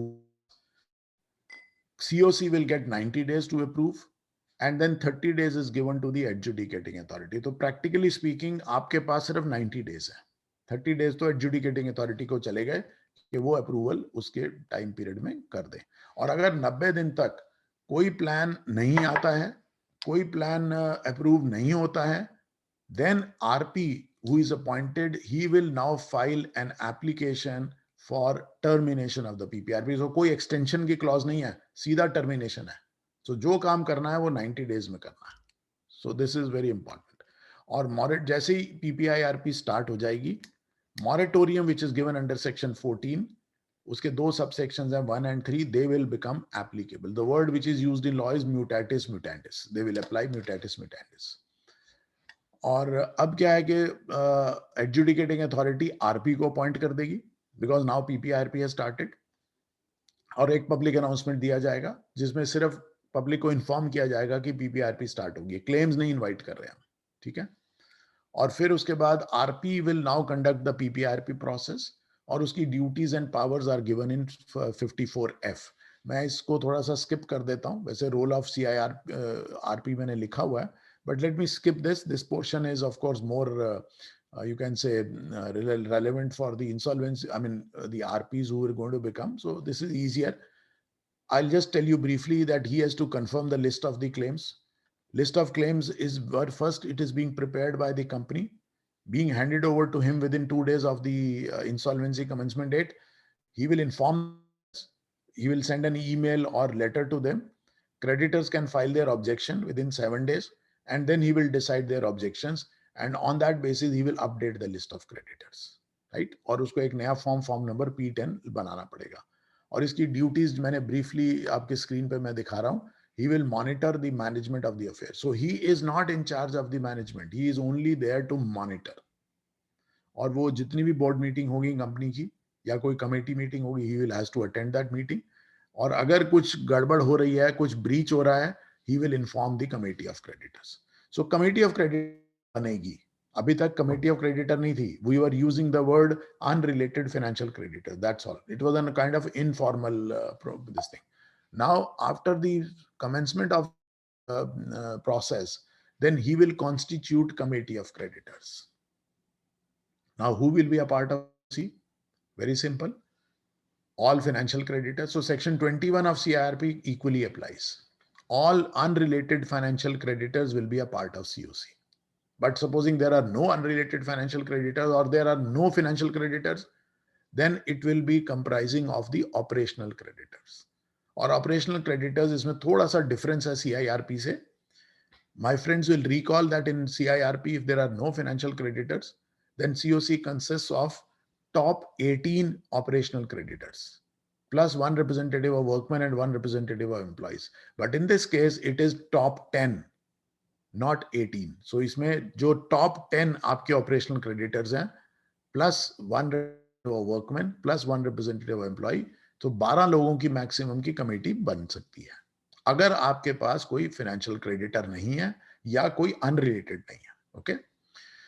Now the other job of the RP is now he will now finalise the IM information memorandum. तो preliminary IM तो company ने बना के दे दिया 2 दिन के अंदर और उसको फाइनलाइज कौन करेगा? आरपी करेगा. तो आरपी का जॉब थोड़ा आसान हो गया. उसके बाद आरपी को एक और काम करना है. अवॉइडेंस ट्रांजैक्शन की 3 काम करने हैं. उसका ओपिनियन बनाना है कि अगर कोई ट्रांजैक्शन एग्जिस्ट करती है या नहीं. उसके बाद उसका डिटरमाइन करना है और थर्ड उसकी फाइलिंग करनी है. राइट. तो I call it as ODF, formation of opinion, determination and filing, ODF. और इसका टाइम पीरियड बड़ा स्ट्रिक्ट दिया हुआ है इन PPIRP. It is 30 days, 45 days, 60 days. 30 दिन में ओपिनियन बनाइए, 45 days में डिटरमाइन करिए और 60 days में फाइल कर दीजिए. बिकॉज 90 days ही मिल रहे हैं आपको, तो इसीलिए ये टाइम पीरियड शॉर्ट है. CIRP में ये टाइम पीरियड थोड़ा लंबा था, 75, 115 एंड 135, बट यहाँ पे आके शॉर्ट कर दिया उन्होंने. और ये सब disclosures and all that I am just skipping it because that may not be important. So now here, these are the jobs which RP has to do: public announcement, then hold COC meetings, appoint 2 registered valuers. 2 registered valuers appoint होंगे जैसे CIRP में होते हैं. और अगर COC कहती है कि आप प्लान्स बाहर से मंगाइए, then he will invite. It is only in that situation. और फिर whatever plan is approved, he will move an application to the adjudicating authority. सारे फॉर्म्स के फॉर्मेट्स दिए हुए हैं, वो रेगुलेशन में लिखे हुए हैं. फॉर्म नंबर P11, P12 सब फॉर्म्स हैं. और अगर कोई प्लान अप्रूव नहीं होता है तो टर्मिनेशन होगा. तो टर्मिनेशन की application is to be filed again by the RP and that is of form number P13 which is mentioned there. Okay, so this is there. और उसके पास सब बुक्स का एक्सेस, वो गवर्नमेंट के पास भी जो बुक्स हैं उसको भी एक्सेस कर सकता है. उसको मीटिंग्स भी अटेंड करनी पड़ेंगी. He can appoint accountants, legal and other professionals. So all these things, powers and duties are mentioned in section 54. I'm just skipping that for a moment. और बैंक्स को भी वो अप्रोच कर सकता है. कोई all banks will submit the information because उसको काफी चीजें करनी है. He has to finalise IM, he has to finalise the list of claims, he has to finalise the application for avoidance transaction. उसके लिए कंपनी के जो एम्प्लॉयज हैं वो कोऑपरेट करेंगे. और अगर वो कोऑपरेट नहीं करते हैं तो then he can approach the NCLT under section 19(2) and 19 which are there in CIRP. So ये भी इस प्रोविजन इसमें मेंशन किए गए हैं. Okay okay. हाँ, इसमें एक चीज थोड़ी सी बेनिफिट है जो let me share with my friends who are insolvency professionals and they'll be very happy to know. First I mentioned that when the insolvency professional is appointed RP, now kind of an engagement letter in form number P3 is signed. The second good thing which is happening is that supposing once the this process starts with the order of the adjudicating authority, then the COC may require the company to open a separate bank account and deposit certain sum of money which will be in his fees and whatever expenses are to be incurred in a separate bank account. तो एक kind of escrow account एक खोलना पड़ेगा.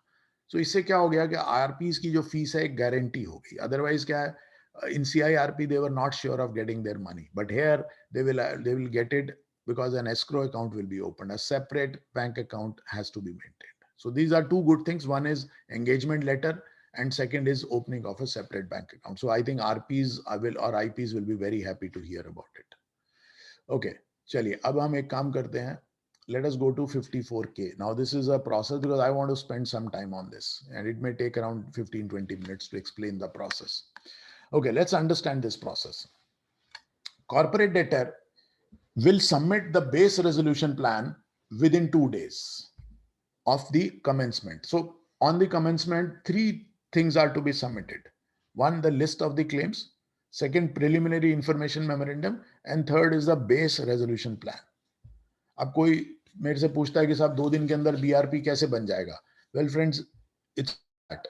Obviously, you have taken 90 days to prepare for yourself, so BRP has to be prepared in any case. So now corporate debtor will submit the BRP with the resolution professional. अब RP के पास BRP आ गया. So अब उसकी RP की क्या duty है? RP will present it to the committee of creditors. उसने COC बना ली जो कि अनरिलेटेड एफसीज की है. नाउ COC के पास क्या ऑप्शन है? Late us understand this. Number 1, they can either, first option is they can approve the BRP. If they are happy with it, approve it. और अप्रूव हो गया, एप्लीकेशन अब एडजुडिकेटिंग अथॉरिटी के पास चली जाएगी. और अगर उसके बाद एडजुडिकेटिंग अथॉरिटी ने अप्रूव कर दिया तो matter is over, PPRP is over. But second situation, the COC may not approve it, or they can ask, supposing they are not happy, they can ask the promoters to revise it. Second situation कि भाई मैं approve नहीं कर रहा, आप इसको revise करके लाइए, I am not happy with it, तो वो रिवाइज करके लाएगा. और अब जो ओरिजिनल BRP था या revised BRP, whatever it is, supposing it contains, now please remember this friends, this is very important, if this plan contains impairment to the debts of the OCs, not FCs. FCs को impairment आप दे सकते हो, but if your plan BRP contains a provision of impairment to the debts of the OC, then COC cannot approve it at that stage. I hope you are understanding this. So आपने BRP बनाया, you tell the financial creditors that I am going to give you haircut of say 10%, 20%, 30%, that is fine. But your plan, if it is saying that 100% will be paid to the operational creditors as a going concern, well, then it is known as non-impaired resolution plan at this stage. But if your plan contains any impairment of debts of OC, even a single rupee less than what is due, then COC will not approve it at that stage. It cannot approve it. और उसके बाद price discovery mechanism पे आ जाएगा. So इसीलिए advice यही है, if the MSMEs wants that approval of the COC at the first stage, you may give them a haircut. Please include a line that operational creditors will be paid in full during the ordinary course of the business. जैसे जैसे आप business करेंगे उनको payment करते जाइए. So I think that is the best thing, because OTS में भी क्या होता है, supposing ये process OTS से better है. OTS में क्या होता था? OTS में भी the MSMEs were going to the banks and saying that okay, give me some concession. आप हेयर कट ले लीजिए, मुझे इंटरेस्ट रिड्यूस कर दीजिए, मुझे ये डेफरमेंट कर दीजिए. बट ओसीज की तो बात ही नहीं करता था, क्योंकि वो तो उसी की अप्रूवल है, ओसीज की तो बात ही नहीं हो रही थी. तो ओसीज को तो 100% OTS में भी देना पड़ता. So this is no different than OTS. Let's understand, because people come to me and say कि सर अगर OCs को मैं इम्पेयरमेंट नहीं दे रहा हूं तो फिर तो प्लान ही नहीं होगा. अरे भाई OTS भी तो यही होता था. So it is better than OTS.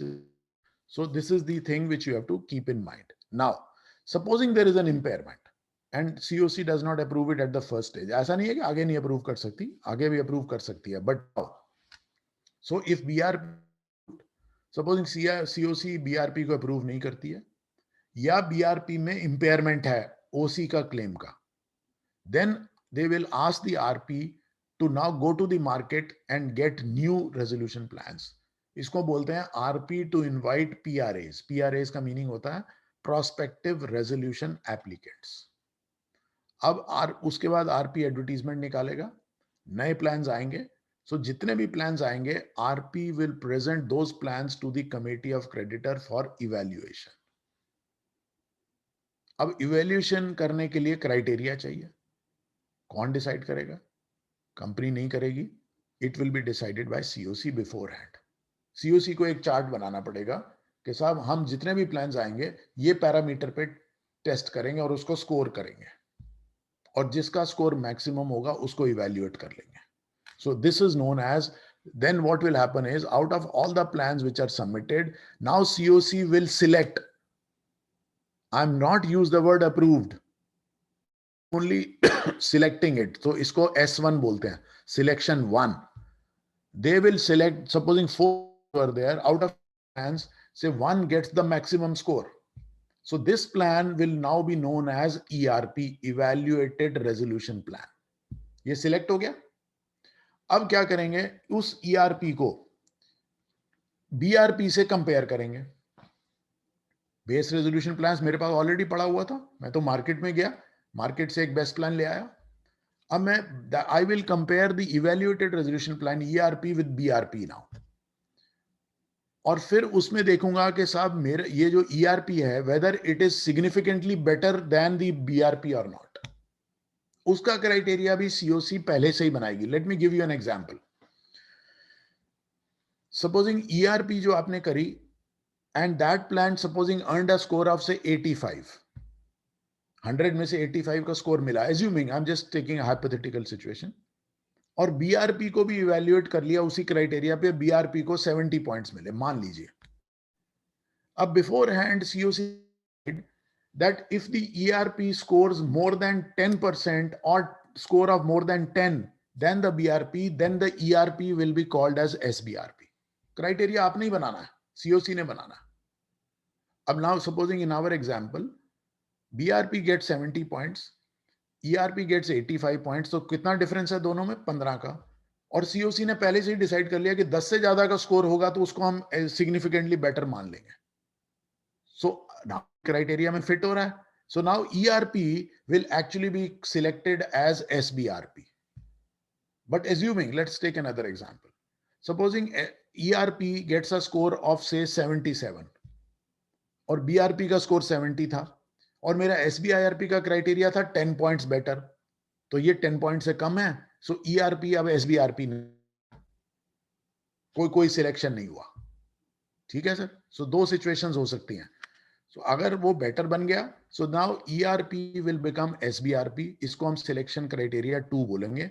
Then COC में सिलेक्ट SBRP फॉर अप्रूवल. तो इन्होंने सिलेक्शन कर लिया, अभी भी अप्रूव नहीं हुआ. अब सिलेक्शन के बाद क्या हुआ? अब आप थर्ड सिचुएशन पे आ जाते हैं. सपोजिंग कोई SBRP नहीं है. नाउ ERP, जो ERP मेरे पास था, now it will compete with BRP. Now अब 2 प्लान है, एक BRP है और एक ERP है. अब दोनों के बीच में कंपटीशन स्टार्ट कर दूंगा. और कंपीट का मतलब ये हुआ कि दोनों को बोलूंगा भाई साहब अपनी बोली बढ़ाइए, अब बताइए आप क्या बेटर कर सकते हो प्लान को. और उसके लिए प्लान को बेटर करने के लिए COC बिफोर हैंड ही डिसाइड कर लेगी टिक साइज. इसको बोलते हैं टिक साइज. 3 चीजें डिसाइड करेगी COC. 1, basis for evaluation, basis for significantly better criteria, and third tick size. Tick size का मतलब यह है कि साहब BRP कहता है कि मैं अपफ्रंट आपको 70 लाख रुपए दूंगा, ERP कहता है कि साहब मैं 75 लाख दूंगा. Now tick size can also be decided by COC. They'll say you improve your plan by at least minimum say 10 lakh rupees, तभी मैं कंसिडर करूंगा. सो वो टिक साइज के बेसिस के ऊपर अब स्विस चैलेंज कंपटीशन स्टार्ट हो जाएगा. ये ओपन बिडिंग बोलते हैं इसको.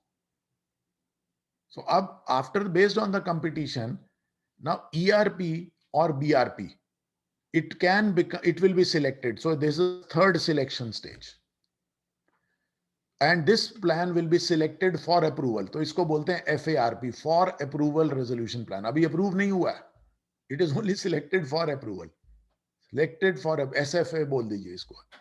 So it is selected for approval. This is the third stage, third selection. Now, अब जो भी प्लान सिलेक्ट हो गया, अब इसके स्टेज पे बीआरपी भी सिलेक्ट हो सकता है, whether there is an impairment or not. I hope I am clear. अगर आपके प्लान में impairment है at the first stage to OCs, then COC cannot approve it at that stage. Then the whole process of ERP, SBRP and competition will go on. और अगर उसमें BRP win कर गया, तो now this can be selected for approval. और फिर वो जो है approval के लिए meeting में जाएगा और वो meeting के अंदर 66% से COC उसको प्लान को अप्रूव कर सकती है और रिजेक्ट भी कर सकती है. ऐसा नहीं है कि सिलेक्ट कर लिया तो उसको अप्रूव ही करना पड़ेगा. सो इसको फिर दोबारा अप्रूवल के लिए जाएगा ये. So now whatever is selected that will may or may not be approved. Okay, I think ये मैंने ऑलरेडी आपको बता ही दिया. फिर एक बार रिकैपिचुलेट कर लेते हैं. Plan by CD is known as BRP और revised BRP. First selection process में ईआरपी बनेगा. सेकेंड सिलेक्शन प्रोसेस में एसबीआरपी बन सकता है या नहीं बन सकता, we don't no.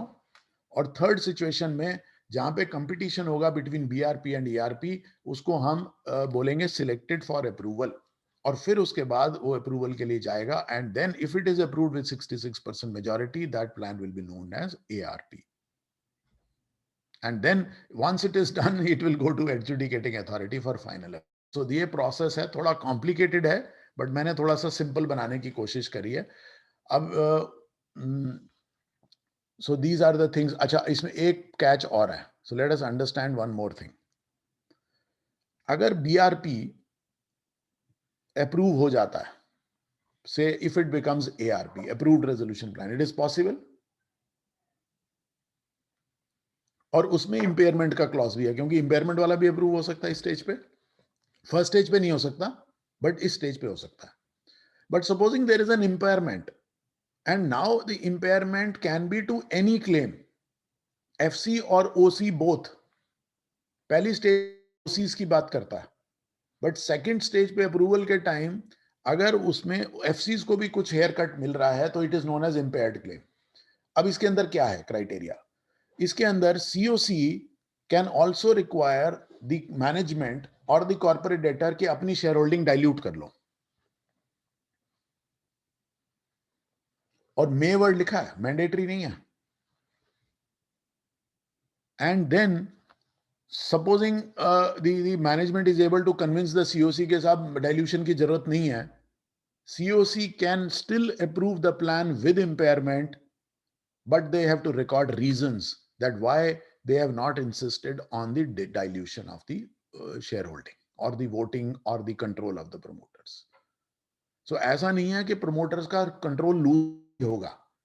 If he has built a trust with the COC, when COC can approve it for the reasons to be recorded in writing, COC may still approve the plan without dilution for reasons to be recorded in writing. और जो भी plan approve हो जाएगा वो plan submit हो जाएगा adjudicating authority को for approval. Okay, अब ये देखिए जो अल्केश जी ने पूछा था, ये एक्सप्लेनेशन में लिखा हुआ है 54K में, that corporate debtor may submit the base resolution plan either individually or jointly with any other person. So clearly लिखा हुआ है jointly with any other person. And देखिए explanation 2 में भी impairment की definition दी हुई है जो मैंने आपको समझाई.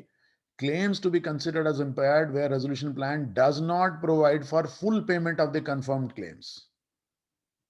एक भी पैसा अगर आप कम दे रहे हैं, it is considered as impaired plan. Okay. So I hope we are clear on this. Let's move forward and let us try to steps in the approval process. So now adjudicating authority may approve within 30 days. उनको 30 दिन का समय दिया गया है और फिर उसके बाद implementation कैसे होगा वो adjudicating authority may decide on the implementation also. वो प्लान में भी लिखा होता है जनरली कैसे implement होगा. हाँ, अब एक और क्राइटेरिया मैं आपको बता देता हूँ जो थोड़ा सा रिस्की मामला है. एक मैंने आपको सेक्शन बताया था 54J. ठीक है, let's try to understand and then probably I will open up for more questions because I want to leave some 15-20 minutes for questions also. I don't want to make it too heavy. Now 54J पे हम आ जाते हैं, that we have to understand और उसके repercussion हमें समझने पड़ेंगे because this is a very I will say a very important section, right? Okay, so let us go to 54J. Vesting of management. Generally speaking, management किसके पास रहेगी? Promoters के पास रहेगी. But मैंने आपको बताया कि कुछ सिचुएशन के अंदर ये मैनेजमेंट आरपी के हैंड्स में जा सकती है, इवन ड्यूरिंग पीपीआईआरपी. वो कौन सी सिचुएशन है? Number 1, COC will decide with 66%. Supposing उनको लग रहा है कि साहब काम ठीक नहीं चल रहा पीपीआईआरपी में, then they can pass a resolution with a 66% majority that the company's management now should vest with the RP. But सिर्फ COC के decision से काम नहीं चलेगा. COC, then an application has to go to adjudicating authority, or adjudicating authority will decide only if this following conditions are satisfied. So COC के कहने से नहीं होगा. Number 1, either the affairs of the company have been conducted in a fraudulent manner during PPIRP. ये जो PPIRP की period में अगर कोई fraudulent activity करी है प्रमोटर ने, तो उसका प्रूफ और एविडेंस अगर है, तभी उसी सिचुएशन में मैनेजमेंट आरपी को हैंड ओवर की जाएगी. This is first condition. Then there is a second condition, और या तो ये वाली कंडीशन या second condition, that there gross mismanagement of the affairs of the corporate debtor. Gross mismanagement. अब ग्रॉस मिसमैनेजमेंट कहीं डिफाइन नहीं किया गया. It will depend upon the facts and circumstances of the case. So there is only two conditions which are there, either of which has to be satisfied. So number 1, the affairs of the company are being conducted in a fraudulent manner, or there is a gross mismanagement during the PPIRP process. ये पहले की बात नहीं कर रहा, ये सिर्फ PPIRP के during की बात कर रहा. So if those two, any of these two conditions are satisfied, then adjudicating authority can pass an order कि अपनी management आप hand over कर दीजिए RP को, जो appoint हुआ हुआ already. सो अब वो क्या है कि वो टेक ओवर करेगा, और फिर सारे प्रोविजन जो सीआईआरपी वाले हैं वो सारे उसमें आ जाएंगे कि उसको गोइंग कंसर्न चलानी है और सब कुछ करना, वो सारी चीजें स्टार्ट हो जाएंगी. Now let us come down to this thing. Supposing 50 में ऑर्डर पास हो गया, तो ये बहुत ही एक्सेप्शनल केसेस में पास होगा. Supposing wasting order already pass कर दिया था एडजुडिकेटिंग अथॉरिटी ने, और उसके बाद जो प्लान अप्रूव हुआ है और उसमें इंपेयरमेंट है, और इम्पेयरमेंट के बावजूद there is no change in the management और control of the CD, because CoC can still approve it with by giving the reasons. ये दोनों कंडीशंस मैंडेटरी हैं अब. So if a vesting order is passed and there is an end, if the approved resolution plan does not result in the change in management or control of the CD, then adjudicating authority has to reject the plan. It will terminate the PPIRP and it will also order liquidation. तो इसीलिए मैंने आपको बोला था liquidation का order सिर्फ adjudicating authority के पास ही power है, और वो भी इन conditions के ऊपर. Number 1, it is mandatory that 54J order has been passed, plus any plan which is approved, it is not resulting in dilution of the management or control of the CD. उस case में company liquidation में जाएगी ही जाएगी. सो कहने का मतलब ये है, what is the advice, $1 million advice? Supposing a vesting order has been passed, then COC must make sure that there is a dilution in the management. क्योंकि अगर सेकंड डाइल्यूशन हो गई तो सेकंड कंडीशन सेटिस्फाई नहीं होगी, फिर company liquidation में नहीं जाएगी. बट अगर वेस्टिंग ऑर्डर नहीं पास हुआ है और इंपेयरमेंट है, तो सीओसी अप्रूव किया विद इंपेयरमेंट ऑल्सो, फिर कंपनी लिक्विडेशन में नहीं जाएगी. I hope I'm clear. I think it's a little complicated, but I've tried to make it simple. Okay. So I'm just leaving it here, my dear friends. I'm not taking in too much of time. So if you have, okay, what we can do is we can just recapitulate. ये मैंने थोड़ी कुछ slides पे process को दोबारा लिखा है. BRP or revised BRP. If it does not impair claims of OC, may be approved, may not be approved. Impairment नहीं है, तो भी जरूरी नहीं है कि सीओसी को अप्रूव ही करना. So that is not mandatory, but they can do that approval at the first stage itself. Now coming to the second part, if it contains impairment, अगर impairment है, then the whole process will start. They will ask RP to invite PRAs. They will evaluate PRAs. They will select one of them as a ERP. If ERP becomes SBI, it may be selected for approval. If there is no SBRP or it is not selected for approval, ERP will compete with BRP. Swiss challenge. And then SBRP if selected, अगर supposing कोई SBRP है तो उसी को select कर लेंगे और approval के लिए चला जाएगा. And but if there is no SBRP, then better of ERP or BRP will be selected and then for it will go for approval. फिर उसके बाद approval process होगा. और अगर BRP contains impairment to any of the creditor, अब ये financial creditor भी include हो गए इस stage पे, second stage पे, then committee of creditors may require, may have word, dilution in the shareholding, voting or rights, controlling rights, but COC can still approve it without dilution for reasons to be recorded. But इसका सिर्फ impact ये है कि if the COC approves without impairment, without dilution, and there is an order which is passed under 54J, then it is a dangerous situation because then the company has to go into liquidation. So this is only one exception is there. So role of A is very simple. Either they can approve the plan and they must reject the plan if these two conditions are satisfied, which I just mentioned to you. So and they can order liquidation straight away of that company. Otherwise, liquidation of that company cannot be ordered, right? These are the few slides which I'm just skipping. So sections 54P are जो CIRP के sections हैं, they will also apply. This is a little technical, so I'm just skipping this. So friends, this is all about the presentation. Thank you so much for patiently hearing me. If you have any questions, I think I've just left 15 minutes space for those questions there. So I request the participant kindly raise your hand or type your question in chat box. Praveen, there is one question in chat box. Please explain clause 2 and 3 of section 54K and their relevance in whole scheme of the thing in PPIRP. Mr. Sandeep, I think clause 2 and 3 talks about the revised BRP. I think I have already explained it to you. Number one, if the corporate debtor submits a BRP, which is known as base resolution plan, so COC, if it is not satisfied with that plan, supposing you are saying, I'm going to pay you say 70%, and there is no impairment to OCs, but supposing COC is not satisfied with that, they can ask them to revise. So you can submit a revised plan, okay, instead of 70%, I'm going to pay you 75%. So this is that you are getting a chance, right? Otherwise, if you don't revise it and I'm not happy with it, then I will ask the RP to go to the market and get more plans out of this.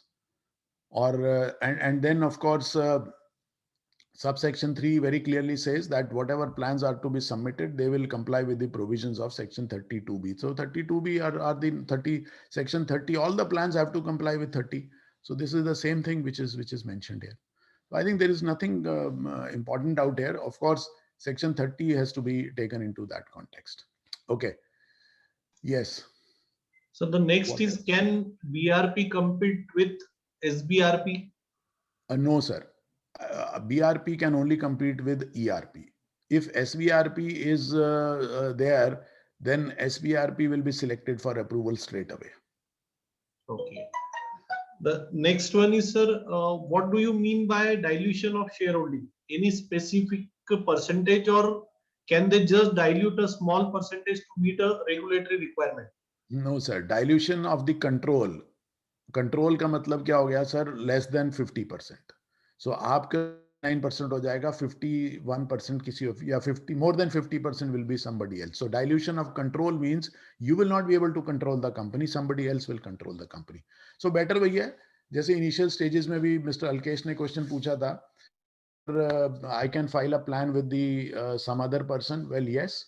Bring a investor or a financier and dilute yourself to 49%. Give them 51%.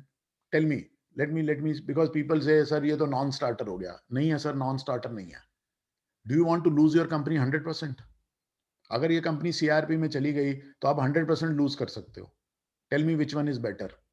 Losing 51% or losing the company 100%? So I think this is better. Even if you dilute, at least you are able to retain that company, isn't it? Okay.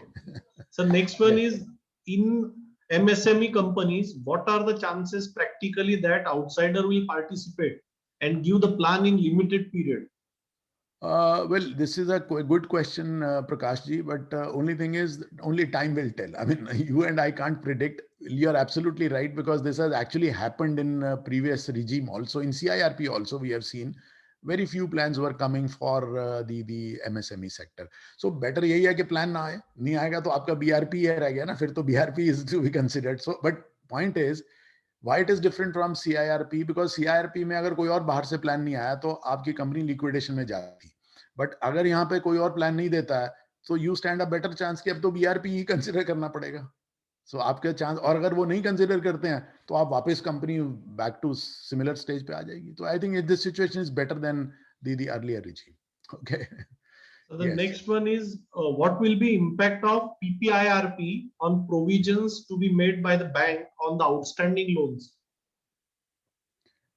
Well देखिए mister Nitin, as far as the provisioning is concern, provisioning तो जो rules हैं RBI के, जो prudential norms हैं, वो तो follow करने पड़ेंगे. As chartered accountant I think you are the bank auditor, so you know what are the prudential norms are there, they have to be followed.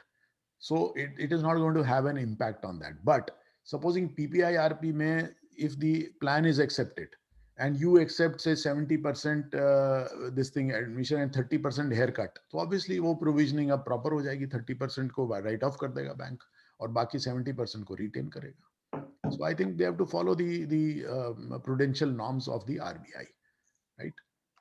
I don't think there will be any change. Yes, sir. Any more questions, or anyone who wants to maybe they can be unmuted also if they want to ask any questions. I know this is a little complicated, but these are good provisions which are there. Okay, if there are no more questions, maybe we can. I think, sir, all the questions. One question. Yeah.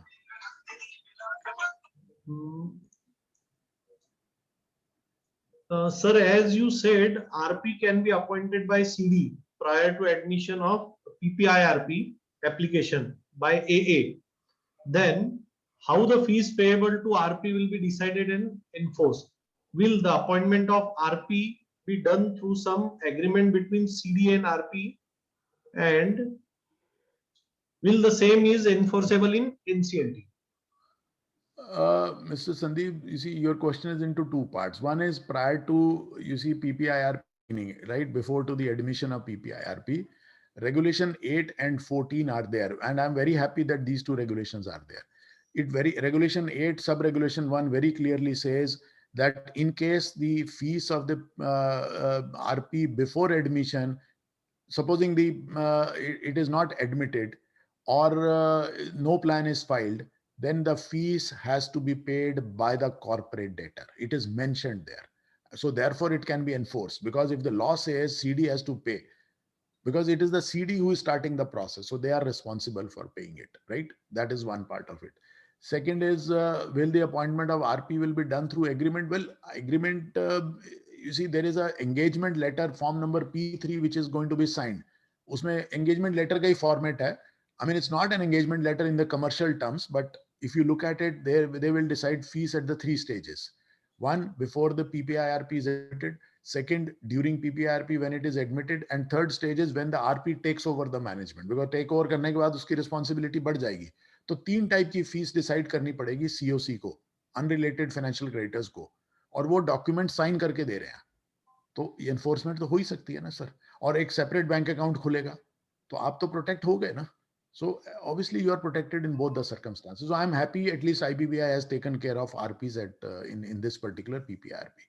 In fact, these should be replicated to now CIRP process also. Okay. Yes, sir. Any other? Sir, can COC negotiate with plans from market?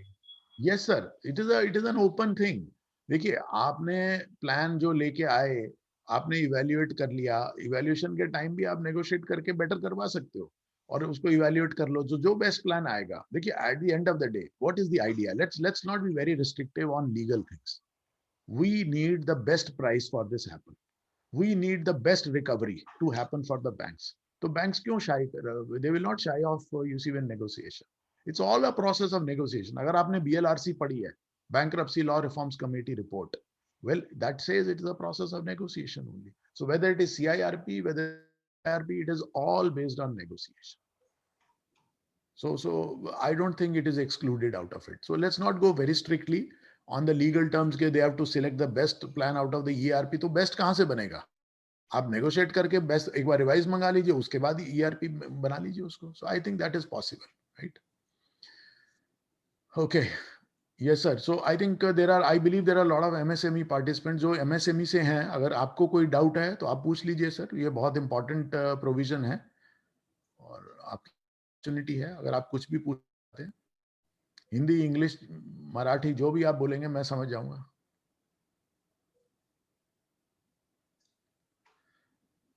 Okay. Okay. चलिए. आई really thank you sir. आपने जो knowledge sharing किया है, आपका जो presentation था with explanation and flow chart, क्या process होना चाहिए, एलिजिबिलिटी कैसे रहना चाहिए, the step by step process आपने जो एक्सप्लेन किया, ऐसे लगता था कि काफी कॉम्प्लिकेटेड है, जो आपने काफी सिंप्लीफाइड वे में बता दिया. So I really thank you to sharing your knowledge. And specially I thank Alkesh Rao का, जिन्होंने ये सेमिनार के लिए कोऑर्डिनेशन किया और आप जैसे लर्नेड स्पीकर को सुनने का मौका हमें यहाँ मिला. And I thank all the participant who join and involve in the meeting and आपने questions पूछे सर को. So I really thank all of you. Pankaj. Yes, we can close the meeting. हाँ. Thank you, Ashish sir. हाँ. I think एक madam अर्चना ने शायद she has raised a hand, so maybe I think yeah. Archana Shinde, yeah.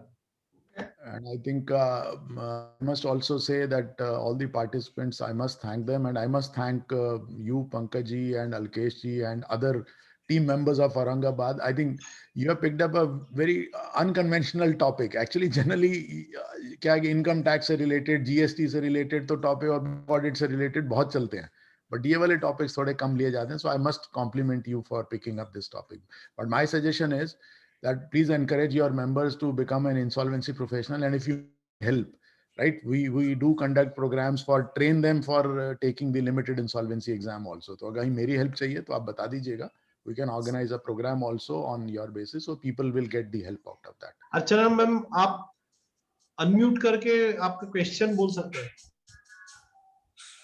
Archana Shinde, or I think she has raised the hand by mistake. I am not sure. Yeah, okay. Otherwise, maybe she can write a question in the chat box if she wants. Maybe if she's hearing us. Okay, maybe we are not able to hear her. Hello, thank you so much, friends. And I think it was a pleasure to be a part of you. Thank you so much. Thank you, sir. Ashish sir.